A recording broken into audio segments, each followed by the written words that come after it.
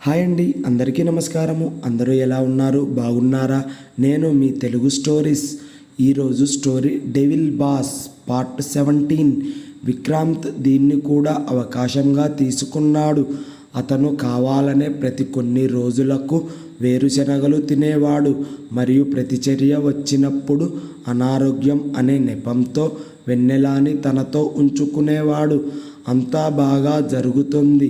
వెన్నెల కూడా సంతోషంగా ఉంది. మంచి జీతం, ప్రతిష్టాత్మకమైన కంపెనీలో ఉద్యోగం, తన కలలన్నీ నిజమైనట్లు తనకి అనిపించింది. ఇప్పుడు ఆమె తన తల్లిదండ్రులకు అండగా నిలబడగలదు. ఆమె తండ్రి కూడా ఉద్యోగం చేసేవాడు మరియు వెన్నెల ఎప్పుడూ ఎలాంటి ఆర్థిక సంక్షోభాన్ని ఎదుర్కోలేదు. ఆమెకి సమయానికి ఉద్యోగం వచ్చింది. అంత పెద్ద కంపెనీలో ఉద్యోగం రావడం నిజంగా గొప్ప అదృష్టం. విక్రాంత్ పట్ల ఆమెకున్న సంకోచం క్రమంగా తగ్గి కాలక్రమేణా ఆమె కూడా విక్రాంత్తో మనసు విప్పి మాట్లాడటం మొదలుపెట్టింది. ఆమె తన ఆలోచనలను విక్రాంత్తో పంచుకోవడం మొదలుపెట్టింది. విక్రాంత్ అనారోగ్యానికి గురైనప్పుడల్లా, లేదా చెప్పాలంటే అతను కావాలనే అనారోగ్యానికి గురైనప్పుడల్లా ఇకపై విక్రాంత్ను చూసుకోవాల్సిన బాధ్యతలు తనదేనని ఆ వెన్నెలకి తెలుసు. అది ఒక బాధ్యత. వెన్నెల కూడా బాధపడదు. ఆమె ఎంతగా సౌకర్యంగా భావించిందంటే విక్రాంత్ను తాకడానికి, చేతులతో తినిపించడానికైనా, లేదా అతను కూర్చున్నప్పుడు, నిలబడ్డప్పుడు లేదా నడుస్తున్నప్పుడు అతనికి ఆసరా ఇవ్వడానికైనా ఆమెకు ఎప్పుడూ ఇబ్బందిగా అనిపించలేదు. అయితే ఆ తర్వాత అతని తండ్రికి కణితి ఉందని వార్త వచ్చింది. ప్రాథమిక పరీక్షలు మరియు దాని ఖర్చులు, మెడిసిన్ బిల్లులు మరియు ఇతర ఖర్చులు అన్నీ కూడా తను పొదుపుగా దాచుకున్న డబ్బుతో భరించింది. కానీ ఒక మంచి ఆసుపత్రిలో ఆపరేషన్కు చాలా ఖర్చు అవుతుందని తెలియడంతో తను రుణం కోసం కంపెనీకి దరఖాస్తు చేసుకుంది. తనకి రుణం ఖచ్చితంగా మంజూరవుతుందని ఆమె పూర్తిగా నమ్మకంగా ఉంది. కానీ ఇక్కడే విక్రాంత్ పొరపాటు చేశాడు. అతను ఆ రుణాన్ని ఆమోదించడమే లేదు, తిరస్కరించడమే చేసి ఉండొచ్చు. కానీ అతను దానిని అవకాశంగా తీసుకున్నాడు. వెన్నెలని తన దగ్గర ఉంచుకోవడానికి, ఆమెకు దగ్గరవ్వడానికి అతను తన చవకబారు షరతును వెన్నెల ముందు ఉంచుతాడు. వెన్నెల ఈ షరతులను పట్టించుకోకుండా బ్యాంకు నుండి రుణం తీసుకోవడానికి సాయశక్తులా ప్రయత్నించింది. ఆ ప్రక్రియ చాలా ఆలస్యమైనది. పైగా బ్యాంకులు తనకి అంత డబ్బు కూడా ఇవ్వలేదు. తన తండ్రి ఆపరేషన్కు, తన ఆత్మగౌరవానికి మధ్య తాను తన తండ్రి ప్రాణాలనే ఎంచుకుంది. వెన్నెల పత్రాలపై సంతకం చేసి తిరిగి వచ్చి రోజు ఇంటికి వెళ్ళి చాలా ఏడ్చింది. విక్రాంత్ తనతో ఎప్పుడైనా ఇలా ప్రవర్తిస్తాడు అని, కానీ ఇలా చేస్తాడని ఆమె కలలో కూడా ఊహించలేదు. విక్రాంత్ ఆమెకు ఆరాధ్య దైవం. అతని పనితీరు, అతని వస్త్రాధరణ, అతని వ్యక్తిగతం అన్నీ వెన్నెలని ఆకర్షించాయి. తాను ఈ ప్రపంచంలోనే అత్యంత ఉత్తముడైన వ్యక్తితో పనిచేస్తున్నట్లుగా వెన్నెలకి అనిపించేది. అవును, అతను మొరటుగా ఉండేవాడు, తక్కువ మాట్లాడేవాడు, తిట్టేవాడు. అతను ఇతరులతో మొరటుగా మాట్లాడటం ఆమె చాలాసార్లు చూసింది, విన్నది కూడా. కానీ వెన్నెల దగ్గర మాత్రం అతని ప్రవర్తన చాలా భిన్నంగా ఉండేది. కానీ వెన్నెల నమ్మలేకపోయింది. ఆమెతో ఉన్న విక్రాంత్ అదే విక్రాంత్ ఏనా? అతని కలల ఆలోచనలు అన్నీ నెరవేరలేదు. ఆమె మొదటిసారి అతనితో విక్రాంత్ అపార్ట్మెంట్కి వెళ్ళినప్పుడు విక్రాంత్ నవ్వి ఇలా అంటాడని ఆమె ఇంకా అనుకుంది. ఫ్రెండ్, నేను ఇదంతా నిజంగా చెబుతానని, నీకు నిజంగా ఇలా చేయగలనని అనుకున్నావా? నిన్ను భయపెట్టడానికి నేను ఈ జోక్ చేశాను. కానీ ఆమె పొరపడింది. అలాంటిదేమీ జరగలేదు. విక్రాంత్ తనకు నచ్చింది చేయడమే కాకుండా ఈరోజు ఆమె అతని కళ్ళల్లో పడిపోయింది. ఆమె తనను తాను అమ్మకానికి సిద్ధంగా ఉన్నట్లుగా భావించడం మొదలుపెట్టింది. ఎప్పుడూ నవ్వుతూ ఆడుతూ ఉండే వెన్నెల ఇప్పుడు నిశ్శబ్దంగా ప్రశాంతంగా మారిపోయింది. ఆ రాత్రి వెన్నెల తన అమాయకత్వాన్ని, ఆత్మవిశ్వాసాన్ని కోల్పోవడమే కాకుండా ఆత్మగౌరవాన్ని కూడా కోల్పోయింది. ఆ రోజు నుండి విక్రాంత్ కూడా తాను ప్రేమించిన వెన్నెలని కోల్పోయాడు. ఇంతకుముందు ఆమె తన పని తాను చేసుకునేది. తనకు చెప్పిన దానికి మాత్రమే సమాధానం ఇచ్చేది. ఆ తర్వాత వెన్నెల ఎప్పుడూ ముందుకు వచ్చి ఆమె చేయి పట్టుకొని భోజనం పెట్టమని పట్టుబట్టలేదు. ఆలస్యం అవుతున్నందుకు తన హక్కును వినియోగించుకొని ల్యాప్టాప్ మూసి విశ్రాంతి తీసుకోమని కూడా అడగలేదు. విక్రాంత్ అనారోగ్యంతో ఉన్నప్పుడు చాలాసార్లు తన చేతులతో అతనికి తినిపించింది. కానీ ఇప్పుడు విక్రాంత్ పట్టుబట్టడంతో అతనితో పాటు కూర్చోవడం కూడా లేదు. ఇప్పుడు పరిస్థితి ఎంత దారుణంగా ఉందంటే వెన్నెల విక్రాంత్ను ద్వేషించడమే కాకుండా తనను తాను కూడా ద్వేషించుకోవడం మొదలుపెట్టింది. ఆమెకు విక్రాంత్ అంటే భయం వేయడం మొదలైంది. తాను చెప్పిన దాన్ని విక్రాంత్ ఎప్పుడైనా తనకు అనుకూలంగా వాడుకుంటాడేమోనని ఆమెకు అనిపించింది. అప్పటికే తన గురించి తాను గర్వపడుతున్న విక్రాంత్ వెన్నెల ప్రవర్తనను అర్థం చేసుకొని ప్రేమగా వ్యవహరించడానికి బదులుగా తన బలం మరియు హోదాను ఉపయోగించి దాన్ని సరిదిద్దాలని అనుకున్నాడు. కానీ ఇప్పుడు అతను అలా చేయలేకపోయాడు. ఈ నిరాశలో అతను ఒకదాని తర్వాత ఒకటిగా తప్పులు చేస్తూనే ఉన్నాడు. ఈ సమయంలో వెన్నెలని బెదిరించి తన దగ్గర ఉంచుకోవాల్సిన అవసరం లేదనే విషయం అతను మరిచిపోయాడు. ఒకవేళ అతను వెన్నెలకి కొంత సమయం ఇచ్చి దానితో ప్రేమగా మాట్లాడి ఉంటే బహుశా ఈరోజు పరిస్థితులు భిన్నంగా ఉండేవి. ఒక తప్పుకు బదులుగా రెండు తప్పు, దానికి బదులుగా మూడో తప్పు చేయడం వల్ల ఈరోజు విక్రాంత్ వెన్నెల దృష్టిలో పడటమే కాకుండా బహుశా ఆ వెన్నెల కూడా ఈ ప్రపంచంలోనే విక్రాంత్ తప్ప మరెవరినైనా ద్వేషించదేమో. ఈ విధంగా తన గతం గడిచిపోయింది. ప్రస్తుతం వెన్నెల పరిస్థితి ఇక్కడ గదిలో కూర్చున్న వెన్నెల సంతోషంగాను విచారంగాను ఉంది. తను తన పరిస్థితికి బాధపడ్డా కానీ కనీసం తన తల్లిదండ్రులు తన దుస్థితిని చూడటానికి దగ్గర లేనందుకు సంతోషించింది. లేకపోతే వారు దానిని ఎప్పటికీ సహించలేకపోయేవారు. సాయంత్రం విక్రాంత్ ఇంటికి వచ్చినప్పుడు వెన్నెల ఆమె మంచం మీద ముడుచుకొని కూర్చుంది. గది తలుపు తెరుచుకుంది. వెన్నెల ముందుకు చూసింది.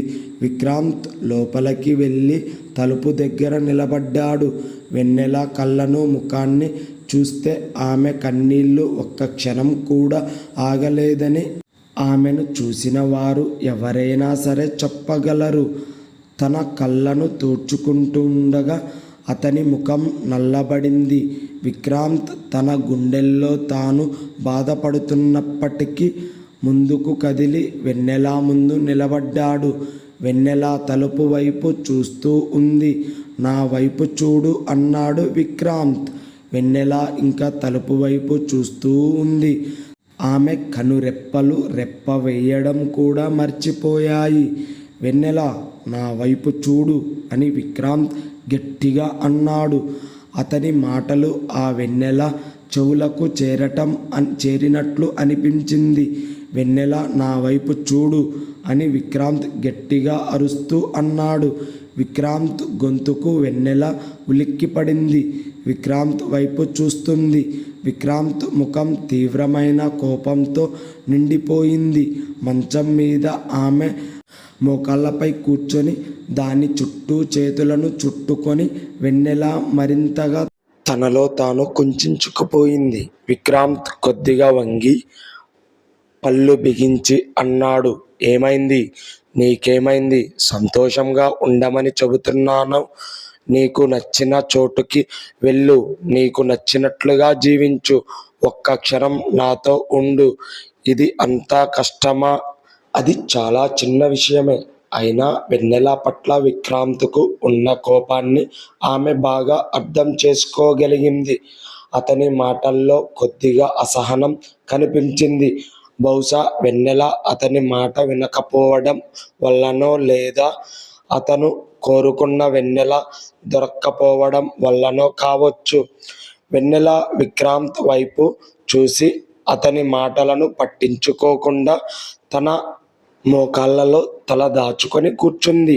విక్రాంత్ కొద్ది క్షణం పాటు ఆమె వైపు అలానే చూస్తూ తన కోపాన్ని అదుపు చేసుకోవడానికి ప్రయత్నించాడు. కానీ అతని కోపం ఉప్పొంగిపోవడానికి సిద్ధంగా ఉంది. అతను వెన్నెల మీద తన కోపాన్ని చూపించకుండా పక్కన టేబుల్ మీద ఉన్న వస్తువులను తీసుకొని బలంగా విసిరేశాడు. ఈ శబ్దానికి వెన్నెల భయపడింది. మంచం మూల వైపు పరిగెత్తింది. నీకేమైంది అని విక్రాంత్ అరిచాడు. వెన్నెల గట్టిగా ఏడవటం చూసి విక్రాంత్ బీరువాలో ఉంచిన తన తుపాకీ బయటకు తీసి వెన్నెల వైపు చూపించాడు. వెన్నెల భయపడుతుందని విక్రాంత్ అనుకున్నాడు. వెన్నెల భయపడి బహుశా మునుపటిలాగా అయిపోతుందని విక్రాంత్ అనుకున్నాడు. బహుశా అతనికి అమ్మాయిల గురించి అవగాహన లేకపోవడమే. ఎందుకంటే అతను తన చుట్టూ కేవలం మగవాళ్ళని మాత్రమే చూస్తూ పెరిగాడు. వెన్నెల కళ్ళల్లోకి తదేకంగా చూస్తున్న గన్ను చూపించారు. కొద్ది క్షణాల పాటు తన ముఖంలో భయం కనిపించింది. కానీ ఆ భావం చాలా త్వరగా మాయమయ్యింది. వెన్నెల ముఖంలో చిరునవ్వు మెరిసింది. ఆమె త్వరగా మంచం మీద నుంచి లేచి కిందకు నడిచి ఆ తుపాకీ ముందు నిలబడింది. ఆమె లేచి నిలబడి ఇలా చెప్పింది, దయచేసి కాల్చండి. విక్రాంత్ మాటలు రాక నిశ్చేష్టుడయ్యాడు. వెన్నెల తన ప్రాణాల కోసం బ్రతిమిలాడుతూ తుపాకీను కాల్చవద్దు అని వేడుకోవడానికి బదులుగా అతను వెన్నెలని ధైర్యంతో చూడటం మొదలుపెట్టాడు. వెన్నెల చేతులు జోడించి కన్నీళ్లతో, దయచేసి నన్ను క్షమించు, ఇదంతా ఇప్పుడే ముగించు అని అంది. నువ్వు ఇంతకంటే ఎక్కువ చేయగలవు. ఆత్మహత్యకు పాల్పడి అపరాధ భావంతో బతకడం కన్నా నా ప్రపంచాన్ని, నా జీవితాన్ని నాశనం చేయడమే మేలు. అందుకే నీ చేతులతోనే నా ప్రాణం తీస్తున్నావు. అతను ఆమెతో, నేను నీ జీవితాన్ని నాశనం చేశాను అని చెప్పి మరో చేత్తో ఆ వెన్నెల జుట్టు పట్టుకొని లాగుతూ, నేను నీ ప్రపంచాన్ని ఎలా నాశనం చేశాను? విక్రాంత్ నీతో ప్రేమలో పడ్డాడని నువ్వు సంతోషించాలి. అమ్మాయిలు నా దగ్గరికి రావడానికి చచ్చిపోతారు. అందుకే నేను నీకు ఈ అవకాశం ఇస్తున్నాను అన్నాడు. అవకాశం కోరుకున్న వారికే ఇవ్వాలి. నేను ఈ అవకాశాన్ని ఎప్పుడూ కోరుకోలేదు. పైగా కాంట్రాక్ట్ కూడా ముగిసిపోయింది. మరి ఇప్పుడెందుకు ఇంతలా చేస్తున్నారు అని వెన్నెల కన్నీళ్లతో జుట్టు తడుముకుంటూ కోపంగా అంది. ఎందుకు? నాలో ఏం లోపం ఉంది?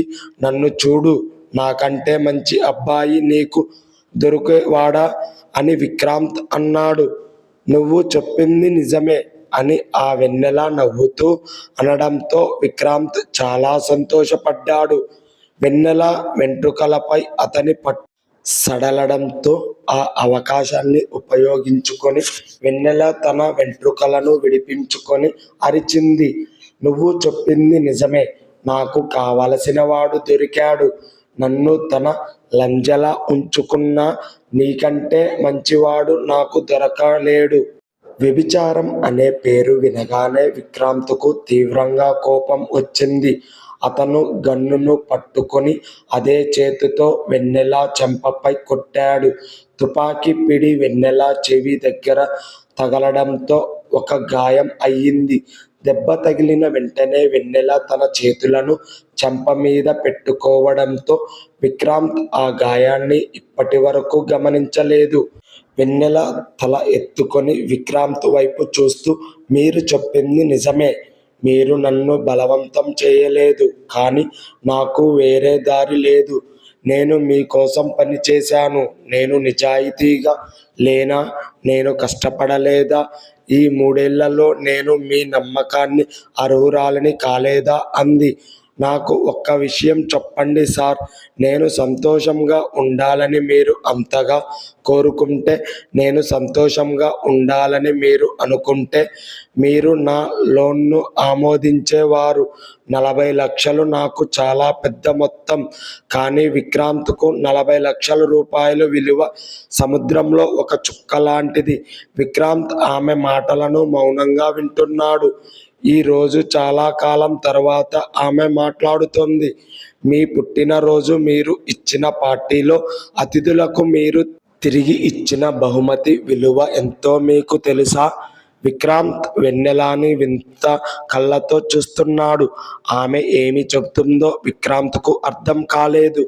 వెన్నెల, నువ్వు 5 కోట్లు నువ్వు నీ అతిథులకు తిరిగి ఇచ్చే బహుమతులుగా 5 కోట్ల రూపాయలు ఇచ్చి పార్టీ అంతా వాళ్ళందరినీ దగ్గరే ఉంచుకున్నావు అని చెప్పింది.